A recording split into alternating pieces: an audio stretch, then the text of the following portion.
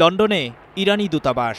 এক বিক্ষোভকারী নামিয়ে ফেলছেন দেশটির পতাকা, টানাচ্ছেন ১৯৭৯ সালে হওয়া ইসলামী বিপ্লবের আগের ইরানি রাজতন্ত্রের পতাকা। ইরানের দ্রব্যমূল্য বেড়ে যাওয়া ঘিরে রাজধানী তেহরানে বিক্ষোভ শুরু হয়েছিল গেল মাসের শেষ দিকে। এরই মধ্যে প্রায় ২ সপ্তাহে গড়িয়েছে বিক্ষোভ, যা এখন আর নেই কেবল বিক্ষোভে, রূপ নিয়েছে সরকার পতন আন্দোলনে।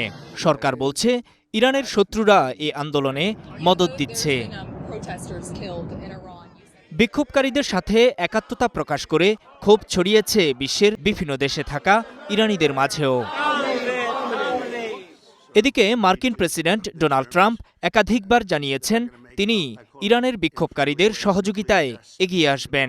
সামরিক প্রস্তুতিও রয়েছে যুক্তরাষ্ট্রের।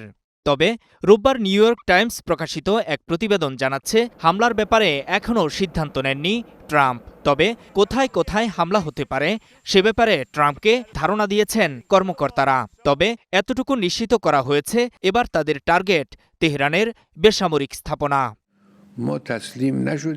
এদিকে তেহরানও পাল্টা হুমকি দিয়েছে ওয়াশিংটনকে। পার্লামেন্টের স্পিকার পরিষ্কার বলে দিয়েছেন কোনো ধরনের হামলা করা হলে যুক্তরাষ্ট্রেও পাল্টা আঘাত করা হবে। স্পিকার মোহাম্মদ বাকের কালিবাফ এ বিষয়ে কড়া ভাষায় বক্তব্য দিয়েছেন সংসদে। বিভ্রান্তে ডুবে থাকা মার্কিন প্রেসিডেন্টের জন্য বার্তা হলো সাবধান থাকুন। ইরানে আক্রমণ করার বিষয়ে আপনাকে তো তারাই পরামর্শ দিচ্ছেন যারা বলেছিল ইরানের একটি প্রধান শহর মাশহাদের পতন হয়েছে। অতএব ভুল অঙ্ক কষবেন না।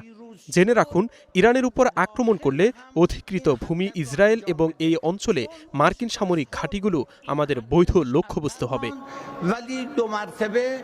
শেষমেশ হামলা হবে কিনা তা অজানা। তবে ইরান ইস্যুতে নিজেদের মধ্যে আলাপ এগিয়ে নিচ্ছে যুক্তরাষ্ট্র ও ইসরায়েল।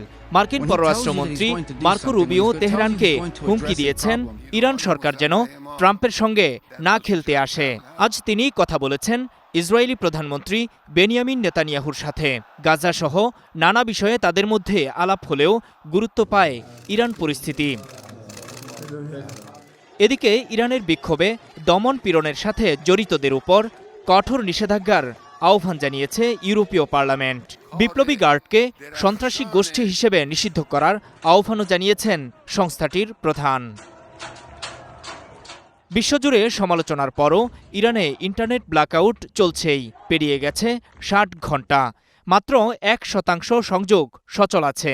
তারপরও পরিস্থিতি ধীরে ধীরে স্বাভাবিক হচ্ছে। সকালে তেহরানের সড়কে যানজটের পরিস্থিতিও দেখা গেছে। অতীতের মতো এবারের সরকার বিরোধী বিক্ষোভকারীদেরও সমর্থন দিয়ে আসছেন নির্বাসিত যুবরাজ রেজা পাহলভি। ১৯৭৯ সালের ইসলামী বিপ্লবে ক্ষমতাচ্যুত রেজা শাহ পাহলভির ছেলে বিক্ষোভকারীদের ফের আশ্বস্ত করেছেন মার্কিন সহযোগিতা আসন্ন। নূর মোহাম্মদ, স্টার নিউজ।